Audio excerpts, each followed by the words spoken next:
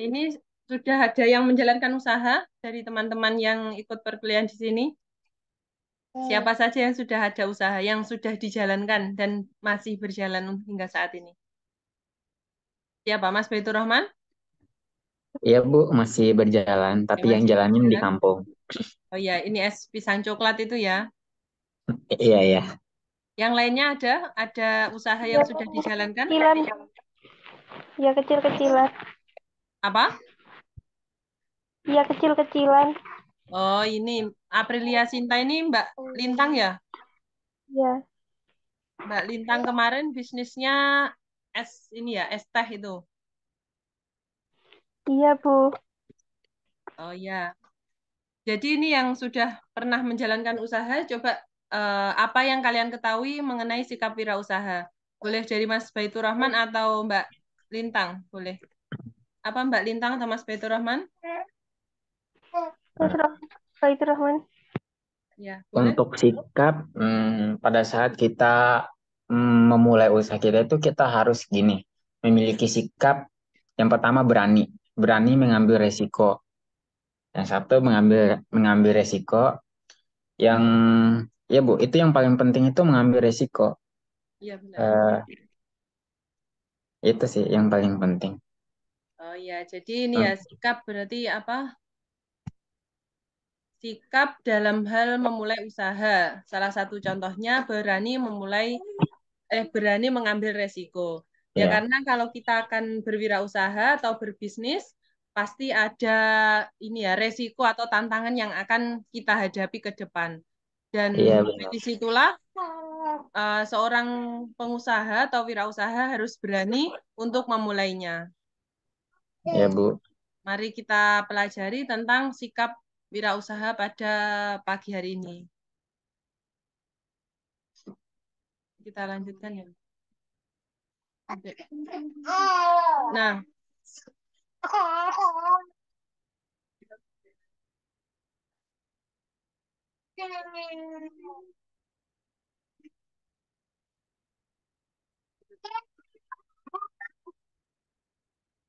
Nah, sikap adalah faktor kunci dalam mencapai keberhasilan sebagai seorang pengusaha. Jadi sikap kan ya berarti tingkah laku kita, terus apa yang harus kita lakukan yang berkaitan dengan wirausaha.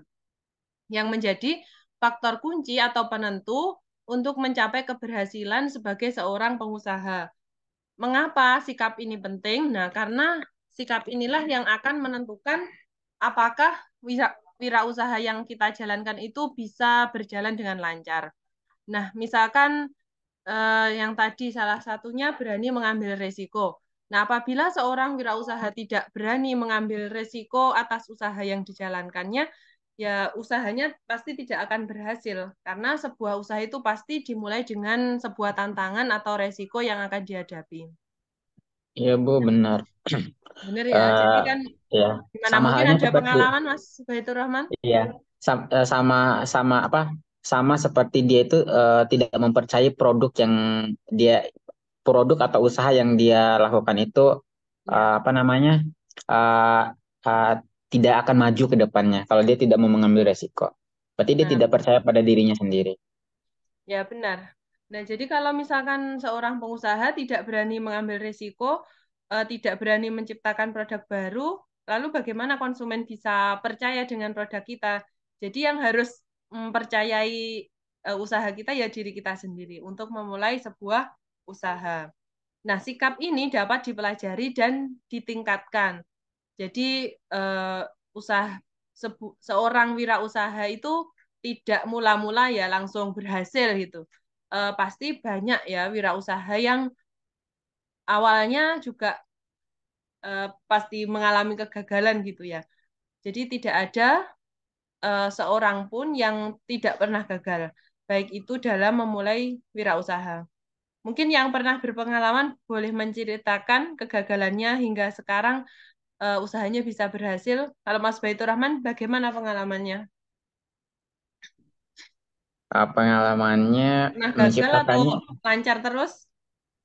eh, omsetnya aja Bu, kadang turun, kadang Ya, naik. omsetnya Omsetnya kadang berapa turun, sekarang? Hmm, lumayan Sudah lah naik ya? buat jajan.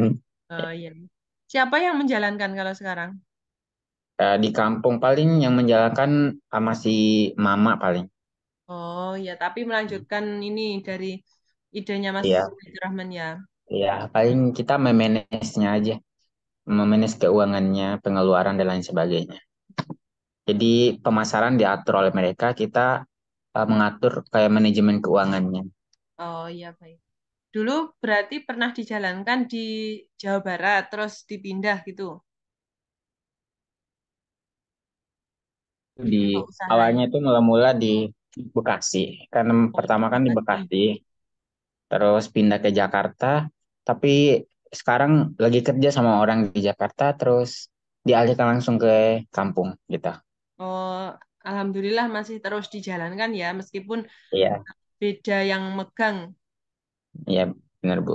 Hmm. Mungkin yang lain boleh cerita yang sudah punya usaha atau sedang merintis, yang sekarang sudah berhasil atau masih proses kayak gitu. Boleh cerita mungkin siapa yang sudah ada usaha atau masih ada ide atau ya apapun tentang wirausaha yang sudah dijalankan. Lika-likunya bagaimana? Ya kadang mau Ya berangkat itu bagaimana, aja Mbak? udah capek duluan, motivasinya itu naik turun kadang. Kalau Mbak Lintang Iya. sekarang apa yang dijalankan wirausahanya? Ya itu sekarang kan jualan di luar, nanti rencananya pengen juga gitu bisa onlinean di rumah gitu nanti Bu. Sekarang Biar jualan apa Mbak Lintang? Buana. Itu Apa? kalau sekarang kan kuliner di tontonan di tempat rame itu Bu. Kalau sekarang nantinya pengen bisa usaha online, belum kepikiran yang gimana gitu. Oh ya. Ya ini barangkali teman-temannya yang di sini ada yang sudah berpengalaman gitu bisa saling sharing ya, saling cerita Iya. bagaimana pengalamannya, bagaimana berangkat dari kegagalan terus sekarang sudah mulai berhasil, sudah ada peningkatan gitu. Mungkin bisa diceritakan ke teman-temannya, barangkali bisa menjadi inspirasi dengan sesama teman ini di kelas ini. Nah, ini beberapa karakteristik dari sikap wirausaha. Yang pertama, kepercayaan diri. Ini sebenarnya ya hampir mirip ya dengan materi yang kemarin. Ya karena kalau kita belajar tentang wirausaha yang dibahas ya emang ya hampir-hampir mirip seperti ini. Untuk hari ini nih, kepercayaan diri. Ya hampir sama ya dengan tadi ya. Dengan yang disampaikan Mas Baitur Rahman, salah satunya berani mengambil resiko. Ini adalah salah satu ini bentuk dari kepercayaan diri. Nah, seorang wirausaha itu haruslah membangun kepercayaan dirinya. Jadi misalkan orang lain tidak ibaratnya orang lain tidak ada yang percaya dengan dirinya kayak meremehkan ketika mau memulai usaha, tapi ya seorang wirausaha itu sendiri yang harusnya membangun kepercayaan dirinya sendiri. Jadi diawali dari diri sendiri, harus percaya ketika akan membuka usaha. Nah, namun kepercayaan diri ini juga harus didukung dengan usaha, bukan hanya percaya diri gitu. Namun harus didukung ya. Misalkan harus belajar bagaimana cara memulai usaha, bagaimana nanti marketing usaha, lalu usahanya yang sedang booming apa, terus yang kiranya bisa diterima oleh konsumen seperti apa. Jadi kepercayaan diri itu muncul kalau kita sudah ada ilmunya. Jadi kita pelajari dulu bagaimana cara wirausaha, bagaimana kisah-kisah orang sukses yang sudah memulai wirausaha, bagaimana mereka bisa bangkit dari kegagalannya. Nah, itulah yang akan menjadi motivasi kita dalam memulai usaha, yang akhirnya bisa memunculkan kepercayaan diri dari diri kita sendiri. Yang selanjutnya adalah kreativitas dan inovasi. Kreativitas dan inovasi ini berarti usaha yang kita munculkan ini punya perbedaan dengan usaha yang sebelumnya. punya nilai lebih dibandingkan produknya orang lain dari produk-produk yang sudah ada sebelumnya. Nah, mengapa harus ada kreativitas ataupun inovasi? Nah, inilah yang harus kita tekankan karena apa yang menjadi kelebihan dari produk kita dibandingkan yang lain? Mengapa seseorang itu harus membeli produk kita dibandingkan yang lain? Mengapa usaha kita bisa punya kelebihan kayak gitu. Nah, inilah yang harus digali oleh para wirausaha yang akan memulai bisnisnya. Nah, selanjutnya adalah ketekunan dan tekad. Jadi apapun itu bukan hanya wirausaha ya, ya belajar untuk kuliah ini, terus dalam hal ibadah atau apapun itu pasti membutuhkan ketekunan dan tekad yang kuat. Bisa dibilang ini istiqomah ya kalau dalam istilah Islam ya istiqomah berarti tekun, tekad, punya tekad yang kuat, konsisten. Nah, jadi bukan hanya di awal aja, bukan hanya semangat di awal, namun terus dilanjutkan, konsisten. Nah, meskipun ada tantangan di tengah-tengah, itu menjadi pelecut semangat lagi untuk terus berusaha lagi bagaimana bisa mengembangkan usahanya hingga mencapai keberhasilan. Selanjutnya, kemampuan beradaptasi, yaitu menyesuaikan dengan kondisi lapangan. Bisa menyesuaikan apabila ada permasalahan tertentu, lalu apa yang bisa dilakukan untuk menyelesaikannya. Nah, biasanya kan kalau kita akan mulai usaha itu juga menyusun analisis SWOT itu kan ya, analisis SWOT, strength, kekuatan, terus weakness, kelemahan, lalu ada opportunity, dan juga threats atau ancaman. Nah, jadi dari tantangan-tantangan tersebut, dari ancaman yang ada di sekitar kita, itu bagaimana kita bisa beradaptasi, bagaimana kita bisa menyesuaikan dengan tantangan yang ada di sekitar hingga usaha kita bisa jalan dengan optimal. Dan yang selanjutnya adalah rasa tanggung jawab. Jadi tanggung jawab itu tanggung jawab atas apa yang sudah kita ambil, komitmen untuk terus melanjutkan usaha kita. Kalau memang kurang bisa berjalan dengan lancar, mungkin harus diperbaiki yang bagian apa, itu harus bertanggung jawab atas usaha yang telah kita ambil. Nah, dari sini ada yang ingin ditanyakan? Saya Bu ingin bertanya, Ya, bagaimana Mas Usman? bagaimana dengan sikap kejujuran Bu?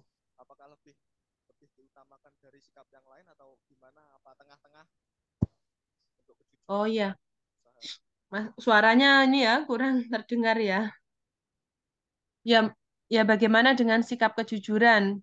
Mungkin dari teman-teman ada yang ingin menceritakan pengalamannya tentang kejujuran dalam wirausaha, boleh? Siapa yang mau bercerita? Silakan.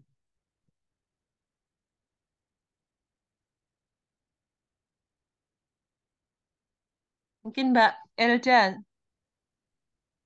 atau Mbak British,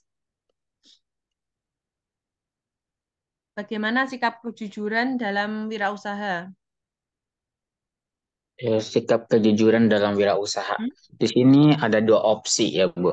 Ya, Ini kita sebagai seperti misalnya kita pemiliknya atau ya. sebagai pegawainya yang memiliki sikap kejujuran itu. Kalau untuk kita sebagai pemiliknya, otomatis kita yang punya. Kenapa kita tidak jujur? Kalau kita nggak jujur, otomatis yang rugi juga kita. Itu sebagai ownernya. Untuk sebagai staffnya, di dalam staff itu pasti ada manajemen-manajemen di Hmm. bagian HRD perekrutan. Otomatis setiap HRD itu merekrut karyawan-karyawan yang layak untuk menempati posisi-posisi yang kosong di perusahaan itu. Otomatis mereka yang pertama mencari pendidikannya, skillnya, otomatis kejujuran. Nah, kita bisa melihatnya itu dari deskripsi seperti dari apa namanya, dari identitas sekolahnya seperti apa, perkuliahannya seperti apa, dan lain sebagainya. Itu bisa lihat apakah orang itu jujur atau tidak. Dan kita juga bisa menilai setelah dia masuk selama sebulan.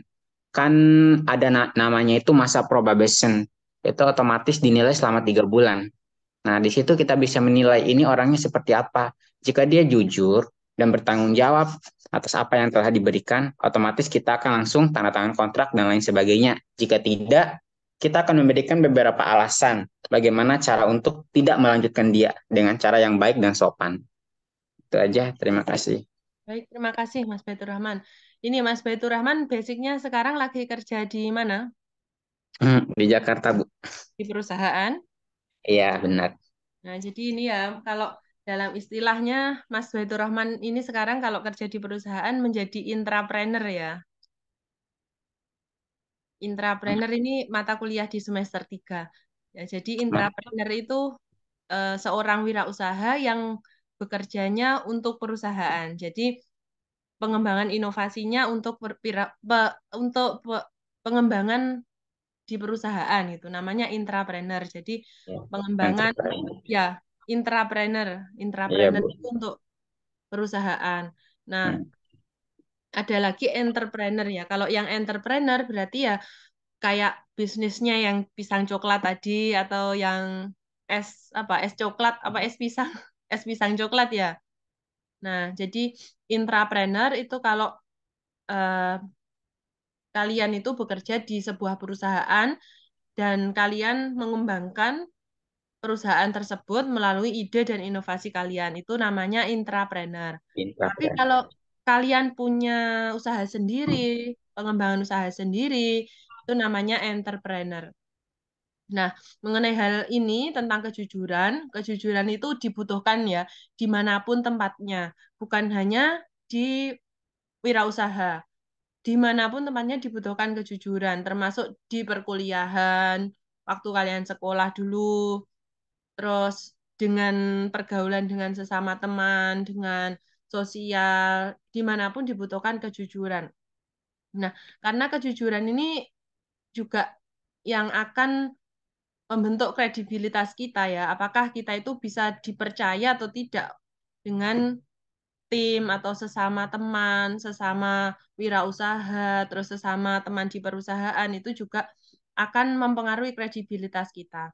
Nah, sebagai contohnya tadi ketika menjadi seorang karyawan di sebuah perusahaan, itu pasti ada penilaian khusus ya tentang kejujuran yang dimulai dari awal yang disebutkan Mas Baitur Rahman itu dari awal masuk hingga waktu bekerja bagaimana, terus hingga nanti bagaimana evaluasinya seperti itu.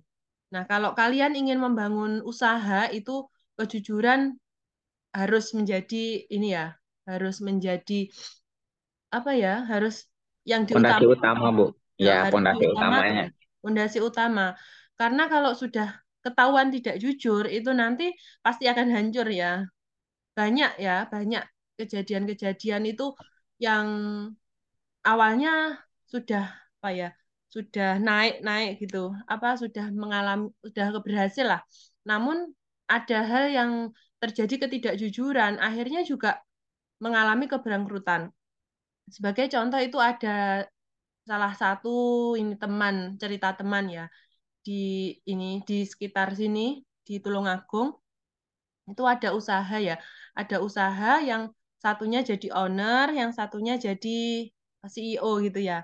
Ternyata ada yang bawa uangnya, bawa uang ownernya itu ternyata bawa kabur uang yang harusnya dikelola bersama dengan CEO-nya. Ternyata uangnya dibawa kabur owner. Akhirnya ya usahanya itu gagal, usahanya nggak berjalan lagi, udah mungkin meskipun berjalan sudah banyak turun omsetnya, sudah nggak kayak dulu. Ya karena itu dibangun karena ketidakjujuran. Namun ini kadang juga ini ketika kita memulai usaha itu juga banyak yang tidak jujur ke kita. Jadi kayak kita jadi korban gitu. Kan saya dulu juga pernah ya usaha jilbab itu. Nah, itu kan juga sering ya dihubungi ada yang pesan banyak jilbab dari mana ya agak jauh gitu. Pesannya cukup banyak. Ternyata setelah dicek penipu juga. Jadi kadang kita menjadi korban ketidakjujuran kalau kita menjalankan usaha. pernah juga suami saya itu ditipu sampai puluhan juta.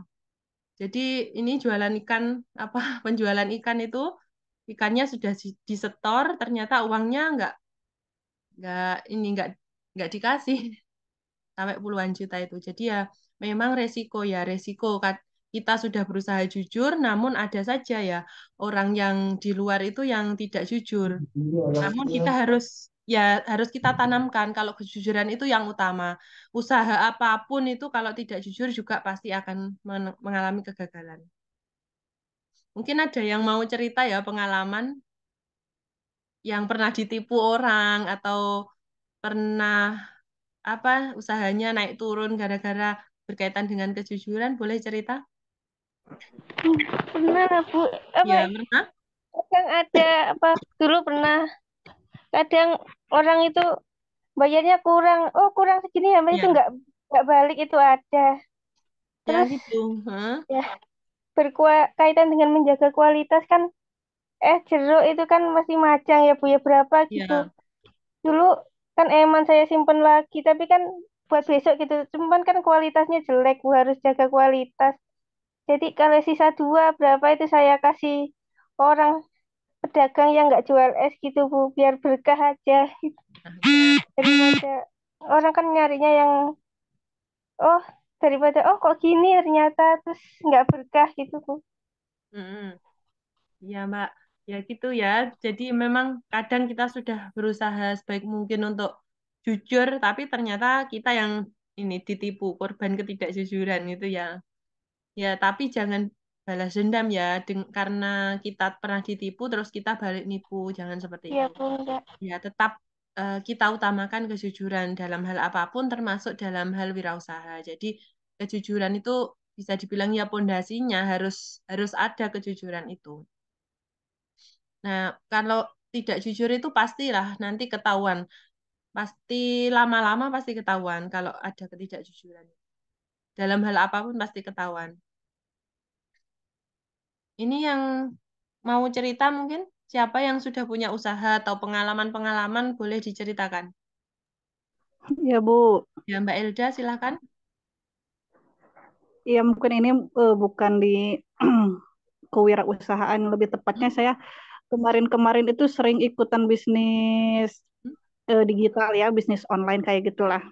Ya seperti apa Mbak Elda? Seperti ya misalnya deposit di saham, Hmm.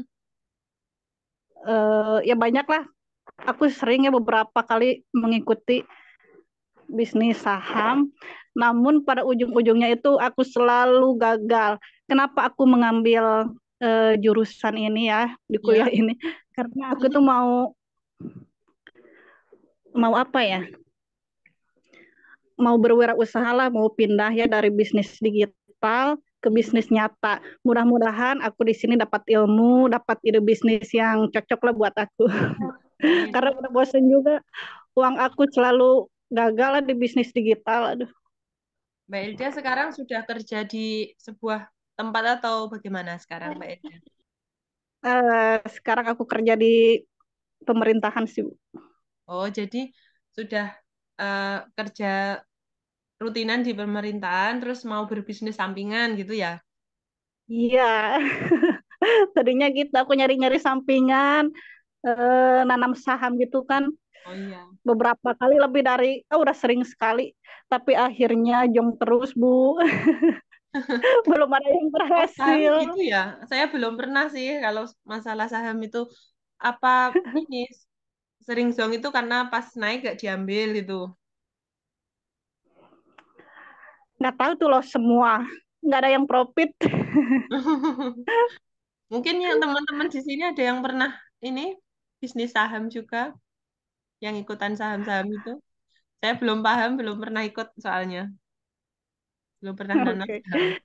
Paham, cuman kalau investasi pernah Bu, cuman itu ada jebakan-jebakannya gitu loh. Ya, kayak ini kok kayak Investasi slot gitu kalau jebakan-jebakan. kayak ada kayak investasi bodoh, gak berani lagi. Masih bodong. Ya mungkin aku juga itu investasi bodong, makanya nggak berkembang. Jangan-jangan MLM itu yang dibawa kabur uangnya bukan? hati-hati untuk investasi. Iya. Seperti BPF itu Bu, ada jebakannya gitu loh Bu.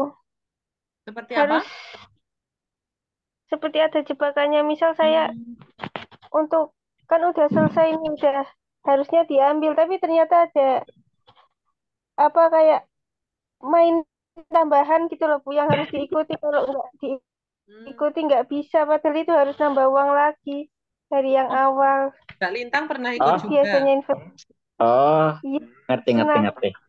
hilang kan, nggak bisa ngambil gitu loh. Iya. Mas Baitur Rahman mungkin pengalaman juga, boleh cerita. Hmm, Ya. seperti itu, istilahnya itu yang lebih trending sekarang itu di TikTok itu TikTok affiliate. Nah, Oh, yang mungkin affiliate. ya mungkin sistemnya itu seperti itu. Di Shopee juga udah ada, tapi ada yang lebih sering ketipu itu di fitur Amazon. Pasti banyak yang masuk di fitur Amazon. Karena itu kan pasar dunia. Di situ banyak sekali penipuan. Kita udah Iya. masuk ke yang itu, pasti teman-teman semua di sini lebih banyak masuk ke pasar Amazon sih. Linknya itu berbeda-beda mereka ngambilnya. Jadi Kalau untuk ini penipuan sahamnya atau seperti itu. gimana? Tahapnya itu yang pertama. Seperti halnya kita kan main US dollar. Tahapnya itu yang pertama, kita melakukan transaksi membeli barang. Sama seperti TikTok affiliate, kita beli barang, kita bayar. Udah di pembayaran pertama kita bisa menarik duitnya kembali full dengan keuntungan yang kita dapatkan. Selanjutnya itu minimal 3 kali. 3 kali kita tarik uang, terus kan kita merasa lebih menguntungkan buat kita, dan itu kan hitungan dolar pasti besar.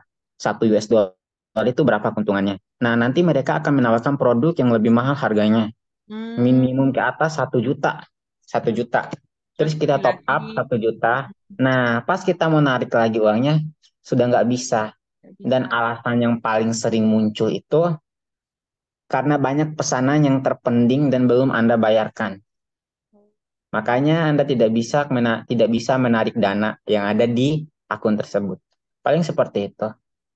Itu lebih besarnya itu mengarah ke pasar Amazon paling besar. Berarti Kalau ini untuk pasar global ya, yang ya bukan itu Indonesia. hati-hati untuk link seperti itu.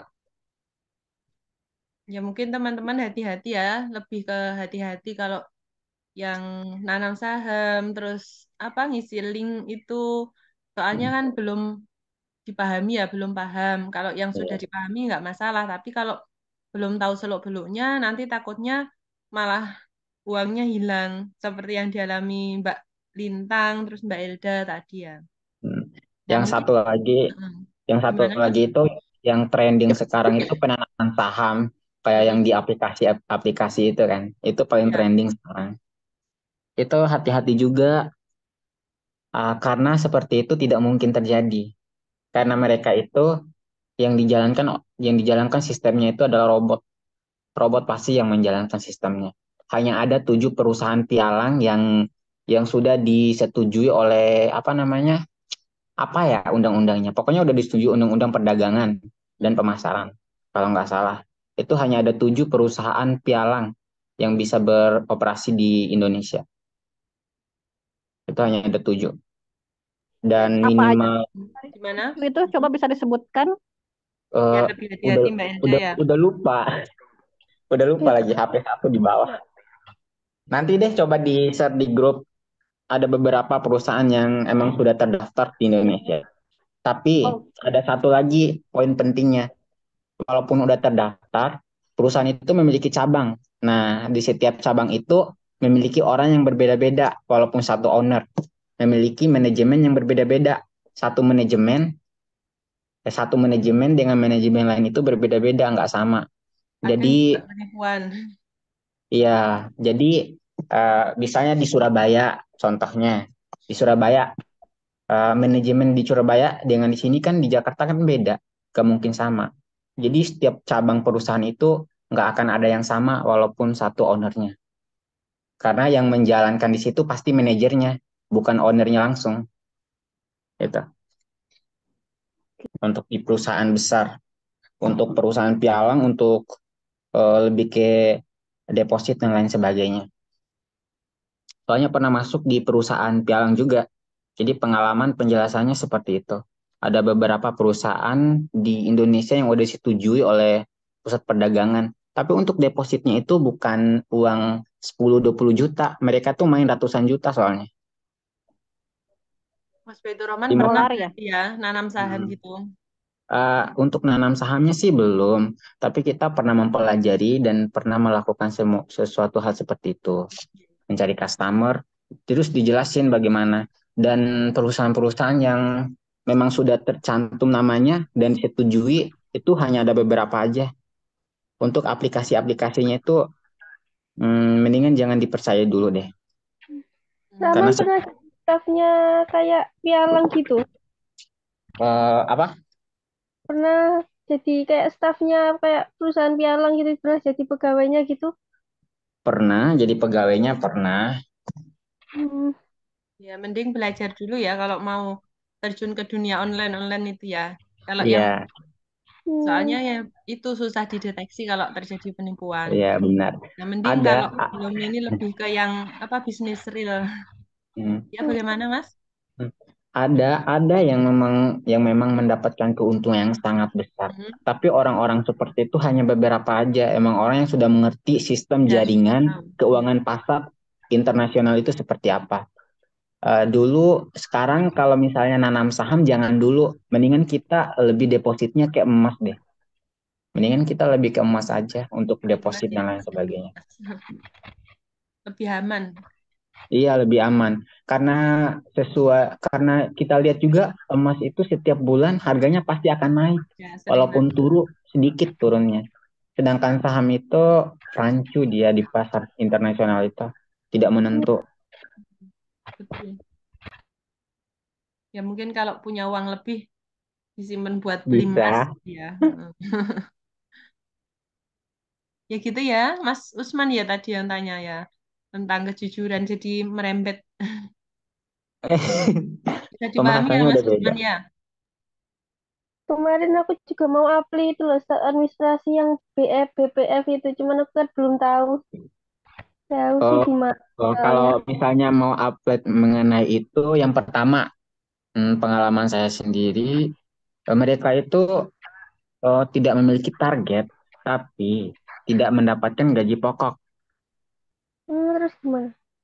Nggak ada gaji pokok di mereka. Setelah kita mendapatkan satu nasabah, nah baru kita mendapatkan keuntungan di situ. Dan dengan catatan nasabah itu mau melakukan transaksi. Transaksi seperti apa? Seperti melakukan pembelian emas. Satu poin aja yang mereka keluarkan itu senilai 10 juta. Misalnya mendapat investasi sebesar 100 juta lah di satu akun. Nah, satu poin aja kita udah mendapatkan keuntungan ya, misalnya satu poin kita dapat keuntungan di situ pasti udah dapat 1 sampai 2 juta. Nah, di situ itu yang masuk langsung ke rekening kita dan dihitung oleh perusahaan.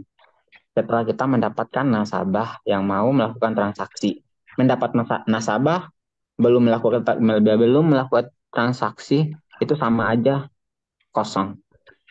Tapi juga susah ya. Mm-mm. Nah, itu sepandai-pandainya ilmu marketing harusnya. Bagaimana cara mereka merayu nasabahnya agar bisa mendapatkan keuntungan seperti itu.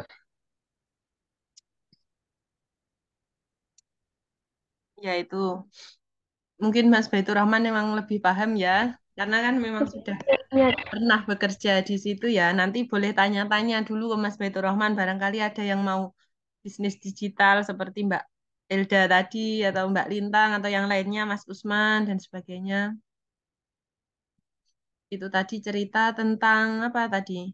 Saham ya, bisnis yang saham itu harus hati-hati ya, karena kan kita nggak bisa ngecek langsung. Beda kayak bisnis real yang ada di sekitar kita kan kita bisa ngecek langsung kalau mau beli makanan atau minuman atau baju itu kan bisa dicek langsung lah. Tapi kalau yang seperti itu mau ngeceknya di mana juga susah karena kan basisnya online. Nah, itu ya. Ini apa? Lanjut sebentar. Ini lanjut. Ini contoh-contoh pengusaha sukses. Mungkin kalian juga sudah ini pernah baca-baca ya. Ini yang terkenal kan ya. Elon Musk terkenal ya. Punya sikap kepercayaan diri, memimpin perusahaan seperti SpaceX dan Tesla. Sekarang Twitter juga sudah jadi SpaceX ya. Untuk mencapai terobosan besar dalam industri antariksa dan mobil listrik. Punya kreativitas dan inovasi. Terkenal karena memajukan teknologi roket dan mobil listrik yang inovatif. Dan pastilah mengalami hambatan dan kegagalan, namun terus berusaha untuk menuju visinya menjelajahi Mars dan mengurangi emisi karbon. Ini langsung saja ini ya, hambatan-hambatan dalam wirausaha. Nah, kemarin kan sudah mengirimkan ini ya, beberapa contoh proposal singkat ya tentang wirausahanya. Yang sudah saya tahu ini Mas Baitur Rahman kan yang pisang coklat, terus Mbak Lintang bisnis makanan ya tentang apa es itu ya, es teh itu dan sebagainya. Mas Usman, boleh cerita dong kemarin usahanya seperti apa, boleh diceritakan. Barangkali nanti bisa dipraktekkan ya sambil kuliah, sambil berwirausaha, terus bisa dipraktekkan gitu kira-kira bagaimana Mas Usman? Boleh cerita wirausaha yang hendak dibangun kemarin apa Mas? Wah, kalau saya ini sudah jalan Bu, Oh, sudah untuk jalan. sablon kaos DTF. Ya. Ya, untuk Mas sablon Usman, DTF. ini Nah, gimana? jadi Mm-mm. untuk sablon DTF ini kan cabangnya kan juga sudah banyak loh Bu. Mm-mm. Saya lihat orang-orang itu jualnya per baju itu 120-an, Ya. 150.000. Nah, sedangkan saya untuk pemula dan masih belajar itu masih 80 ribuan, 70 ribu lah ya Bu. Nah, Mm-mm. tapi saya eh, tahu betul caranya mengaplikasikan DTF itu ke kaos, sedangkan cabang-cabang mereka itu saya lihat itu kurang bagus sablonnya, kayak mudah terkelupas, dicuci sekali itu luntur Mm. gitu. Jadi imbasnya itu sablon DTF itu buruk gitu. Oh, Padahal dikiranya buruk juga. pengaplikasian mereka yang salah yang ya. Mm-mm. Imbasnya ke sablon kaos. Nah, itu hambatan dalam sablon kaos saya. Oh, Jadi dikiranya orang-orang enggak yang mikir lain itu, gitu. waduh DTF itu buruk, jelek, jangan. Padahal Ya. cara pengaplikasiannya ke kaos itu salah. Kalau Mas Usman ini rumahnya mana? Saya sumber gempol, Bu. Oh, Tulungagung ya, Sumber Gempol. Ini penjualannya sudah kemana aja, Mas Usman? eh untuk penjualan masih di sekitaran sih, Bu. Hmm, Apa mulut ke mulut, Mas Yan. ya. Udah ada ini sosial medianya. Untuk sosial media sudah ada, cuman belum keluar produk. Oh, belum di posting-posting ya. Sablon ya berarti usahanya Ya belum Mas Usman ya. posting-posting. Ya, Ini mungkin nanti ya barangkali ada teman-teman dari Tulungagung itu bisa pesan ke Mas Usman berarti ya kalau mau buat kaos-kaos gitu. oh ya, monggo murah-murah loh. Murah-murah. Jadi hambatannya ini dikira Bisa. sablonnya sama kayak yang lain gampang rusak Hmm. gitu ya. Padahal Hmm. punya Mas Usman beda gitu ya. Iya Bu, bisa Ya, itu buat baju buat kelas kita juga oke tuh. Oh ini mau buat baju kelas. Sudah buat atau mau buat? Belum, kita lagi mencari desain yang tepat ini. Oh iya barangkali mau Belum. buat baju kelas kan nanti bisa ini ya dikoordinasi. Jadi saling menguatkan bisnisnya teman yang punya bisnis Betul. sablon tadi ya. Hmm. Mungkin yang lain mau bercerita siapa lagi? Mbak ini Mbak Elda tadi mana Mbak Elda? Mbak Elda kan tadi apa harapannya kan ada bisnis ya setelah perkuliahan ini. Pengennya bisnis apa Mbak Elda? Bisnis Hmm. Mana Mbak Elda tadi? Suaranya tidak terdengar. Iya maaf ini udah tahu Oh putus. iya. Aku sih belum punya bisnis, Bu. Rencananya. Belum menemukan ide. Itu yang kemarin aku kirim Heeh. bisnis di desa kami itu. Ya apa kemarin? Kemarin pembikinan abon patin. Oh, abon. Banyak ini ikan patin di sana. Di Mbak Ilda kalau Iya, nggak salah dari Jawa Barat ya. banyak sekali ikan patin. Selain abon, kita Hmm? dibikin ada kerupuk ikan patin, kemudian asin, dan ya itu abon. Jadi 3 macam sih. Mau di punya Mbak Ilda atau ini punya sekitar? Bu, ya aku juga ikutan karena itu milik bersama sih sebetulnya, bisnis bersama. Bukan milik pribadi. Oh, bisnis bersama. Ya Iya, barangkali mau dilanjutkan juga boleh. Bagus. Nanti kan abon ini kesukaan bayi-bayi ya. Anak saya ini suka kalau makan abon. iya.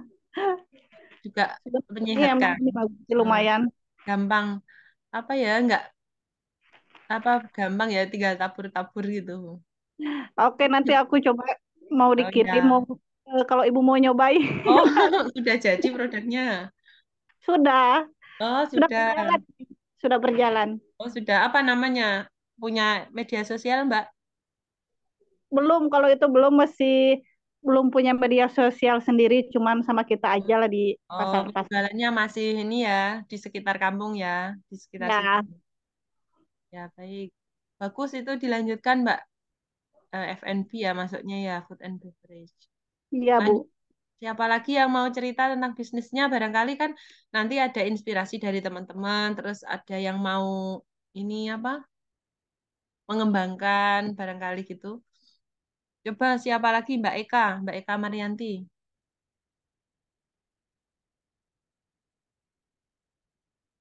Ada orangnya? Tidak ada. Kalau Mbak Elda tadi apa hambatan yang dialaminya Mbak selama berbisnis abon? Mungkin untuk pemasaran ya agak susah sih, kalau susah lah menurut saya pemasarannya. Produknya seperti apa kan? Sekarang Oke, ini ya zamannya online ya. ya sebentar.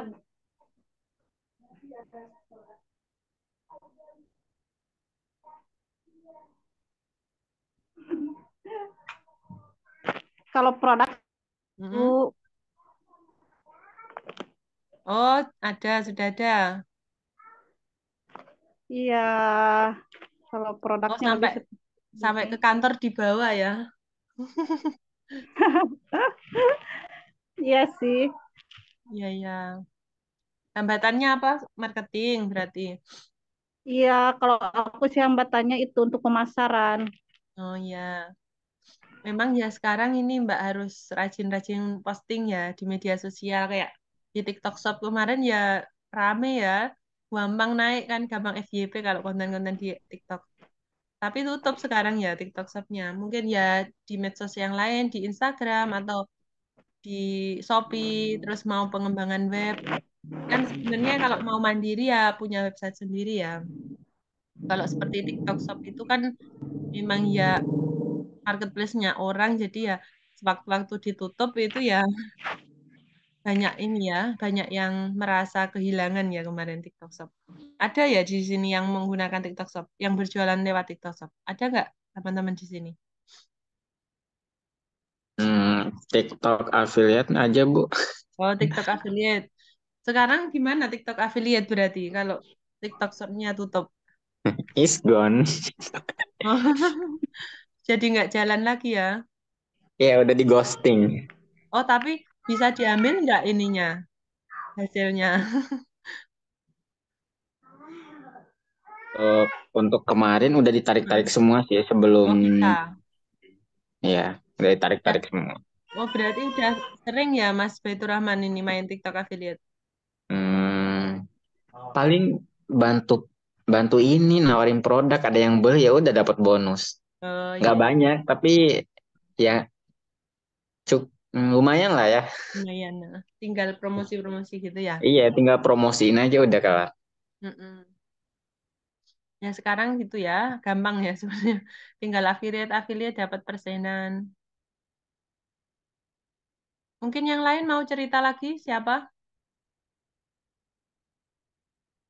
Mbak Ana Mawar atau Mbak Pritis, Mas Elvinus, siapa yang belum ini? Terus siapa? Mas Kavin, Mbak Eka Marianti, mau menceritakan tentang usahanya, boleh? Atau sudah cukup? Tidak dia mau cerita lagi? Sudah? Lanjut, Bu. Siapa?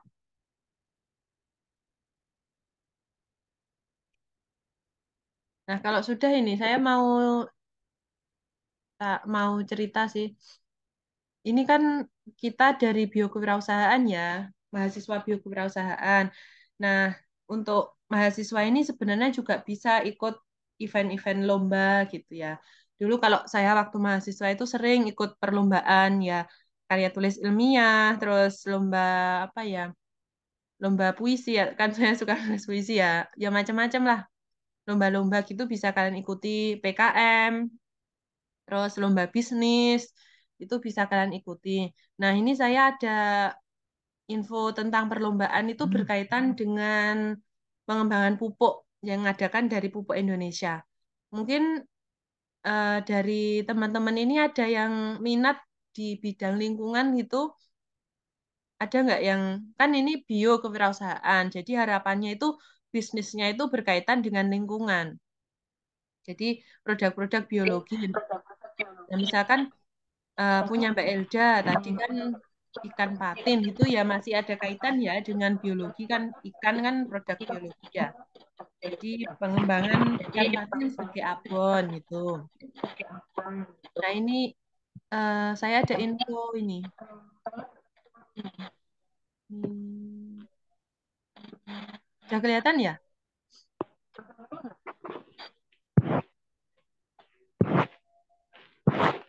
tentang apa lomba ini?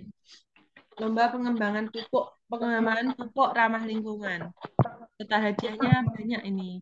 Ini barangkali ada yang mau ikut, nanti bisa saya bimbing. Kebetulan di sini kan juga Itu ini ada lahan Bisa ya.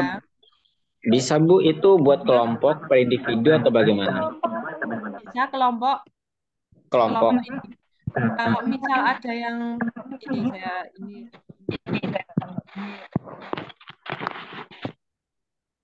syarat-syaratnya mana ya?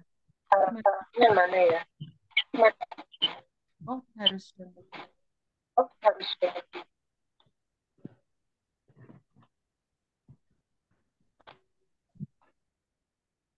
Kemarin saya baca ada yang kelompok, ada yang individu juga kok. Nanti mungkin bisa dibaca ya di sini. Ini barangkali ada yang minat, nanti bisa saya bimbing ya. Tidak wajib, tapi kalau mau bisa saya bimbing. Dan ini pasti kalau kita mau ikut kayak gini-gini banyak pengalaman ya yang bisa kita dapatkan ya. Paling enggak kita dapat ilmu baru lah. Kalau kita nyusun proposal itu kan pasti kita mau belajar lagi. Nah, ini tentang pertanian. Ada sih lomba-lomba yang lain, bukan hanya pertanian. Mungkin kalau ada yang minat, nanti bisa saya kirim link-link lomba. Jadi kan buat nambah Boleh, Bu. pengalaman kalian. Apa? Boleh, Bu. Boleh Minat. Bu dikirim linknya, Ya, linknya. linknya ya, tak kirim Ya. di ini. Chat. Nah, Hmm, kalian Bu, lebih senang kalau perlombaan apa? Nanti saya carikan. Jadi kan biar kita eh, ya bisnis ya, kita belajar tentang bisnis, tapi kan kita bisa mengasahnya juga dari beberapa lomba yang bisa diikuti. Kemarin juga saya baru ikut ini lomba apa kemarin ya bisnis plan gitu, yang ada kan dari Bappenas RI tentang ini pengurangan langkah-langkah pengurangan FLW, food loss and waste. Apa itu pengurangan sampah sampah makanan, pengurangan sampah makanan. Nah kan ya karena kita jurusannya biokewirausahaan, jadi ya harapannya kalian juga mengembangkan bisnisnya itu berkaitan dengan biologi, jadi berkaitan dengan lingkungan, dengan produk-produk di bidang biologi. Ini pengembangan pupuk. Jadi ini saya di sini ada ini ya, di sini kan banyak perikanan ya. Saya tuh kepikiran pengembangan pupuk dari eceng gondok itu kan banyak ya di sini. Itu rencananya pengen tak kembangkan jadi proposal ini. Nah, barangkali ada kalian yang mau ikut, nanti bisa saya bimbing. Nanti kalau mau ikut langsung hubungi saya aja ya dari Mas Baitur Rahman. Barangkali ada yang mau ikut jadi satu tim gitu ya, nggak harus semuanya. Yang mau saja, kan nanti juga ada pengalaman, terus ya nggak mesti semua lolos ya, tapi kan belajar dari pengalaman itu. Kita belajar, terus dikembangkan jadi proposal. Nah, meskipun nggak lolos kan sudah ada ilmu baru, bisa kita kembangkan sendiri. Atau mau kita kembangkan sendiri juga boleh. Siap, Bu, siap. Mm-mm. Ini untuk pengembangan pupuk ya, Bu ya. Pengembangan pupuk yang ini. Kalau Kalau misalnya untuk bagian pertanian, seperti kebahan pangan seperti padi, kedelai, kacang, jagung, itu lebih bagus dipemupukan seperti apa ya, Bu ya, perkembangannya? Itu seperti apakah kotoran sapi, kotoran kambing, kotoran ayam, ini. itu lebih enaknya kita ngambil yang mana ya? Kan banyak opsinya di situ. Atau kotoran-kotoran itu bisa digabungkan menjadi satu, terus kita olah menjadi pupuk gitu. Ya ini, kalau saya baca ini ya, juknisnya itu lebih ke proposal ya, jadi proposal penelitian. Jadi kalau tanaman-tanaman itu kan sebenarnya pupuknya berbeda-beda ya. Kan kita lihat misalkan kedelai, kedelai itu kan tumbuhnya biasanya di musim kemarau, jagung juga kemarau. Kalau padi kan di musim penghujan yang harus banyak air. Itu sebenarnya pupuknya juga beda-beda karena kandungan nitrogennya beda, kandungan fosfornya juga beda. Setiap tanaman itu kan punya ini pupuk yang beda-beda. Nah, ini kan masih berupa pengajuan, jadi bisa ide-idenya baik itu dari kotoran sapi atau kotoran hewan atau daun-daun kering atau apa itu boleh dikembangkan asalkan ada dasar teorinya mengapa kok menggunakan ini. Terus alasannya seperti apa. Jadi ini masih sistemnya proposal kalau saya baca. Jadi dikembangkan gitu ya. Jadi dikembangkan dari penelitian sebelumnya, terus kalian mau meneliti seperti apa gitu. Jadi ini sifatnya masih proposal penelitian kalau saya baca. Jadi belum final, masih proposal penelitian, asalkan ada dasar-dasar teorinya. Oke, oke, siap, Bu. Jadi silakan nanti dipelajari dulu, terus judulnya apa nanti saya bantu.